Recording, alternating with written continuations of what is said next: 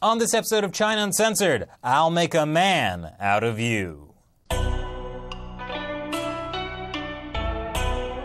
Hello and welcome to China Uncensored. I'm your host, Chris Chappell. Earlier this month, Disney announced a 2018 release date for a live-action remake of their animated classic, Mulan.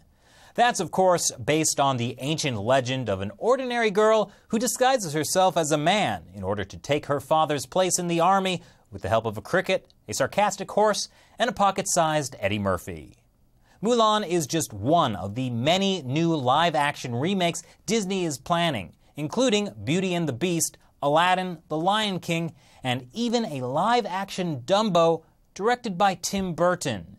Wow, who greenlit that idea? What's next? Quentin Tarantino's live-action Bambi remake?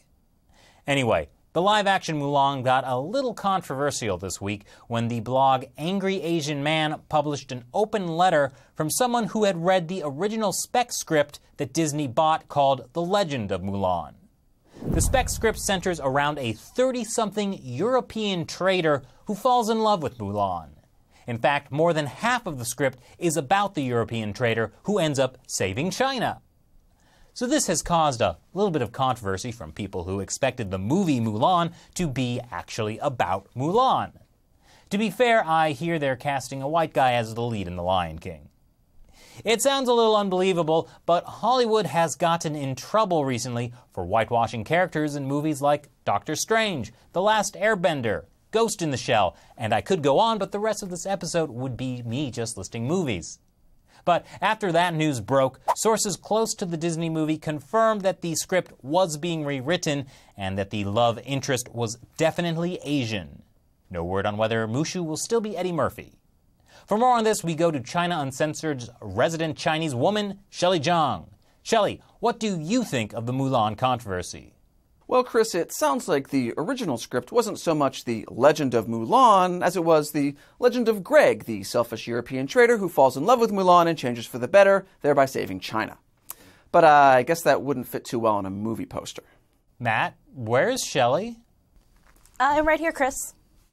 Then why am I talking to Matt about this? Well, according to viewer data, more than half of China Uncensored's U.S. audience is white males, like me. So we thought it would be more relatable if Matt talked about this issue. But we don't want to hear from Matt. We want to hear from you. Oh, well, I mean, that's all you had to say. Thanks, Matt. You're done here. Oh, man. So, Shelley, what do you think of the new Mulan script? I prefer to think that maybe the screenwriters got confused and thought they were writing the remake of Pocahontas. Pocahontas? Right.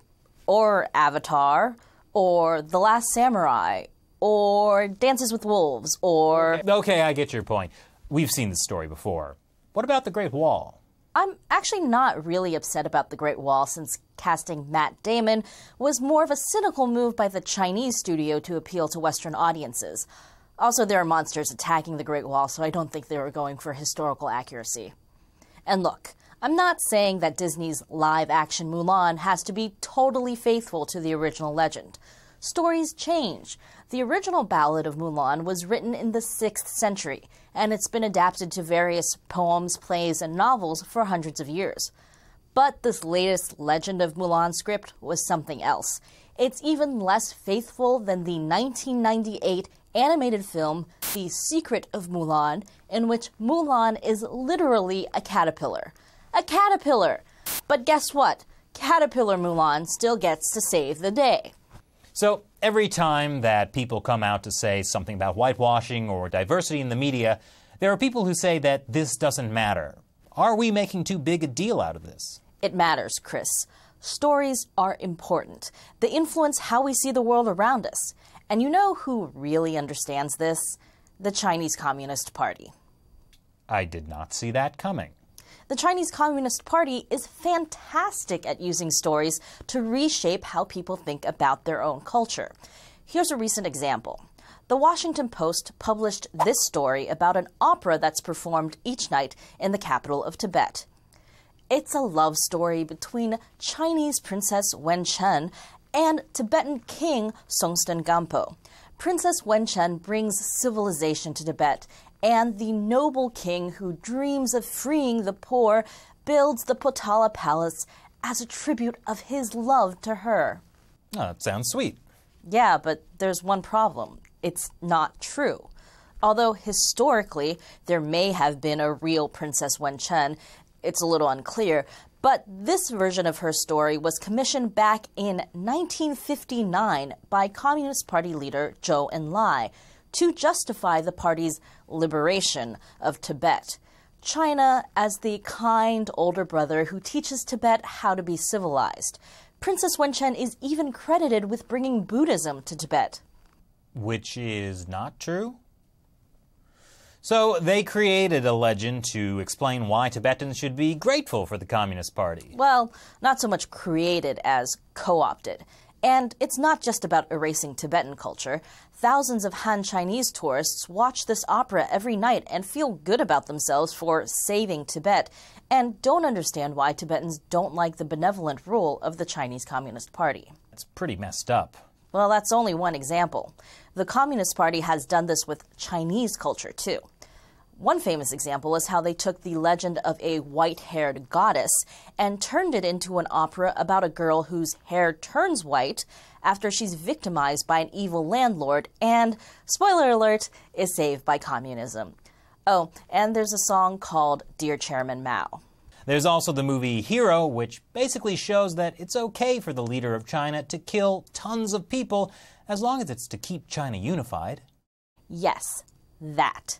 To be clear, I am not saying that Disney is at all doing what the Communist Party is doing. But Disney needs to be aware of what their stories are saying about Chinese culture. So what do you think they'll do about the live-action Mulan? Well, I hope they're listening to what people are saying about the kind of Mulan movie they want to see. As a Chinese American, I hope to see a story where we get to be our own heroes.